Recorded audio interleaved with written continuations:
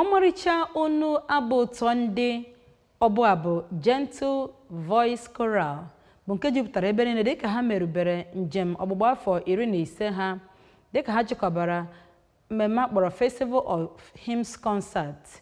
Gentle Voice Chorale bụ otu ndị ọbụ abụ enweghị ụka ha si na ya kama o jikọtara ndị otu ụka niile bụ ndị nwere ọnatarachi pụrụ iche n'ihe gbasara ịbụ abụ ma bụrụ nke eguzobere n'afọ 2008 site n'aka otu onye music director Maazị Chukwuebuka Okole.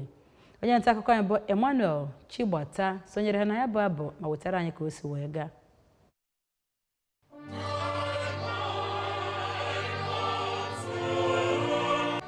Ya bụ mmemme bụ nke were ọnọdụ n'Awka ma kpọbata ndị nwere mmasị n'ebe egwu dị nakwa ndị ọrụ gọọmenti.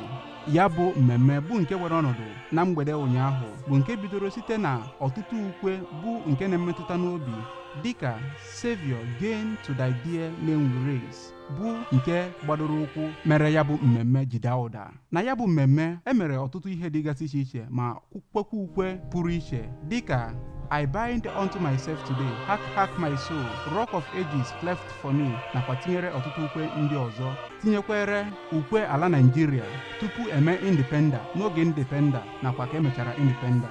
N'okwu ya ka osote gọvanọ na steeti a bụ dọkịnta Onyekachukwu Ibezim kọwapụtara obi aṅụrị ya na ya bụ mmemme ma kọwaa anya dịka nke bụ ọpụrụ iche ma bụrụkwa nke na-akpanyite mmụọ mmadụ.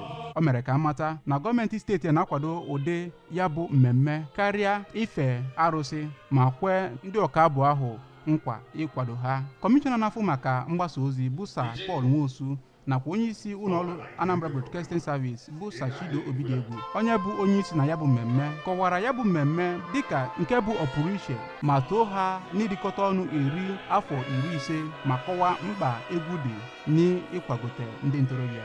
Onye bụ music director Maazị Okoli nakwa chairman Gentle Voice Chorale Ugochukwu Nwakpadolo kọwapụtara etu ha siri wee manyite ya bụ njem ma kwue n'orugo afọ 5 bụ nke ha nọ wee na-egosi ịhụnanya ha nwere n'ebe ikwu ukwe dị ma kpọkwa oku ka akwado ha.